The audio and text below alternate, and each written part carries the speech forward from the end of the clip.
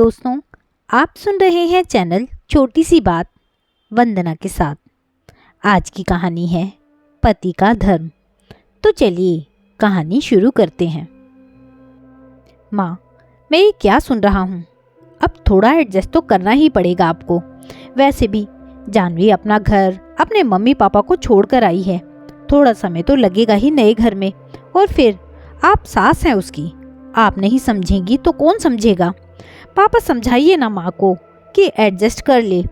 आखिर कोई गैर नहीं, हम आपके ही तो बेटे बहू हैं। सत्येंद्र जी के कानों में गूंजते अपने बेटे अमन के ये शब्द उन्हें सोने नहीं दे रहे थे। रात की खामोशी में अमन के शब्द जैसे उनके मन में भूचाल सा ले आया था। पास ही अनुराधा जी गहरी नींद में सोई थी। एक नज़र अनुराधा पर डाल सत्येंद्र जी उठकर बालकनी में आ गए। समझौता कितना छोटा सा शब्द है, लेकिन उतनी ही कठिन हो जाती है समझौता करने वाले की जिंदगी।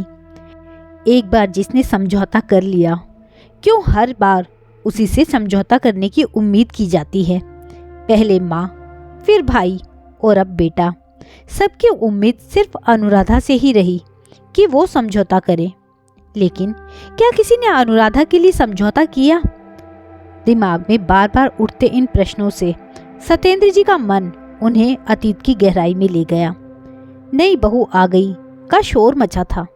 लाल सुर्ख जोड़े में नवजीवन के हजारों सपने सजाए। आज अनुराधा अपने पति सत्येंद्र के साथ अपनी ससुराल की चौखट पर खड़ी थी। नंदे, रिश्तों की भाभियों ने हंसी मजाक करते हुए, गीत गाते हुए नव वर वधू को गृह प्रवेश करवाया। मंदिर में छोटी सी पूजा के बाद मुंह दिखाई की रस्म शुरू हुई। लेकिन इन सब के बीच अनुराधा को उसकी सास कहीं नजर नहीं आ रही थी। हो सकता है व्यस्त होंगी। मन ही मन अनुराधा ने सोचा। अनुराधा को ससुराल आए 4-5 दिन बीत चुके थे, लेकिन इस बीच एक बार भी अनुराधा की सास के साथ उसकी कोई बातचीत नहीं हुई थी।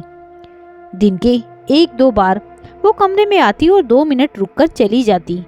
चेहरे पर ना कोई हंसी, ना नई बहू के घर लाने का उत्साह। यूं लगता जैसे अनुराधा उन्हें पसंद ही ना हो। समय के साथ साथ अनुराधा की शंका सच साबित हुई थी। कमाओ बेटा, अब कहीं पत्नी की मुट्ठी में ना आ जाए। ये भय अनुराधा की सास के दुर्व्यवहार का कारण था।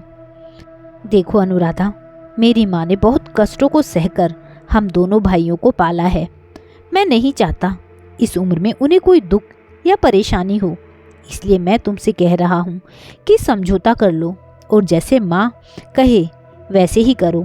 आखिर इस घर की बड़ी बहू हो तुम। जितनी आसानी से सत्येंद्र जी ने ये बात अनुराधा को कह दी, उतने ही मन से अनुराधा जी ने मान भी लिया और समझौता कर लिया। अब घर में अनुराधा की सासू माँ का डंका बजता। हर महीने सत्येंद्र जी अपनी तनख्वाह अपनी माँ के हाथों में देते और घर की हर चीज़ उनकी माँ के अनुसार ही होती। एक पत्नी और एक बहू के सारे अधिकार छोड़ अनुराधा ने समझौते की जिंदगी स्वीकार कर ली थी। अब सत्येंद्र जी की माँ बहुत खुश थी, क्योंकि उनका कमाऊ बेटा उनकी मुट्ठी में था और बहू उनके अनुसार चलती थी। लेकिन अनुराधा कुछ उदास सी रहती, जिससे भली भांति समझकर भी सत्येंद्र जी चुप रह गए। कुछ समय बीता और छोटे भाई की भी शादी हो गई। अनुराधा की देवरानी चालाक और कामचोर औरत थी। घर में काम बढ़ गया था, लेकिन हाथ अभी भी 2 ही थे और वो थे अनुराधा के। देवरानी किसी भी काम में सहायता नहीं करती। सुनिए ना, जरा देवर जी को कहिए कि देवरानी जी को समझाए। अब कितने दिन नई बहू बनकर रहेंगी, थोड़ा घर के काम काज में हाथ बटा दिया करें। अनुराधा की बात मान सत्येंद्र ने जब इस बात की चर्चा क्या की, छोटे भाई और उसकी पत्नी ने घर में कोहराम मचा दिया। बात घर के बंटवारे तक आ गई। जाने दो अनुराधा, जैसे आज तक काम किया वैसे ही आगे भी कर लेना। चाहो तो कोई काम वाली रख लो। घर का बंटवारा किसी दृष्टि से उचित नहीं होगा। लोग क्या कहेंगे? आखिर कोई गैर तो नहीं, अपने ही तो हैं दोनों। अपने पति की बात मान इस बार भी अनुराधा के हिस्से में समझौता ही आया था। सीधी सरल पत्नी को हर बार समझौता कर लेने को कहना सत्येंद्र जी को अच्छा तो नहीं लगता था, लेकिन कभी घर परिवार तो कभी आर्थिक परिस्थितियों से मजबूर होकर उन्हें ये कदम उठाना पड़ जाता था। अमन बड़ा हो रहा था, कभी स्कूल की फीस तो कभी किताबें। हर बार अपने पति की मजबूरी समझ अनुराधा को ही अपने खर्चों में कटौती कर समझौता करना पड़ता था। समय के साथ माँ जी नहीं रही और छोटा भाई विदेश चला गया। अब कुछ सुख अनुराधा के हिस्से में आए थे। धूमधाम से बेटे अमन की शादी हुई। नई दुल्हन जानवी आधुनिक विचारों की लड़की थी। दिन चढ़े तक सोना, आधुनिक कपड़ों में घूमना, और अगर अनुराधा टोक दे तो नाराज हो उल्टा जवाब देना। अनुराधा ने अमन को टोका तो जानवी को समझाने के बजाय अमन ने अपनी माँ को ही सुना दिया। बेटा इतनी जल्दी बदल जाएगा, ये सत्येंद्र जी ने नहीं सोचा था, लेकिन सही भी था। अमन कम से कम अपनी पत्नी के लिए आवाज़ तो उठा रहा था। उन्होंने क्या किया था? आज तक सिर्फ मजबूर, समझौता करने के लिए मजबूर, लेकिन अब और नहीं। मेरी पत्नी अब कोई समझौता नहीं करेगी। एक नए दिन के साथ एक फैसला ले चुके थे सत्येंद्र जी। सत्येंद्र जी के मन का बोझ अब हल्का हो चुका था। ये क्या, इतनी सुबह खुले में बिना शॉल के खड़े हैं? कहीं ठंड लग गई तो चलिए चलिए चलिए अंदर चलिए, चाय बनाकर लाती हूँ। अनुराधा जी की मीठी डांट सुन सत्येंद्र जी मुस्कुराते हुए अंदर आ गए और देखा तो अमन भी तब तक नीचे आ चुका था। बेटा अमन, तुम्हारी बातों पर गौर किया मैंने कल। सही कहा था तुमने।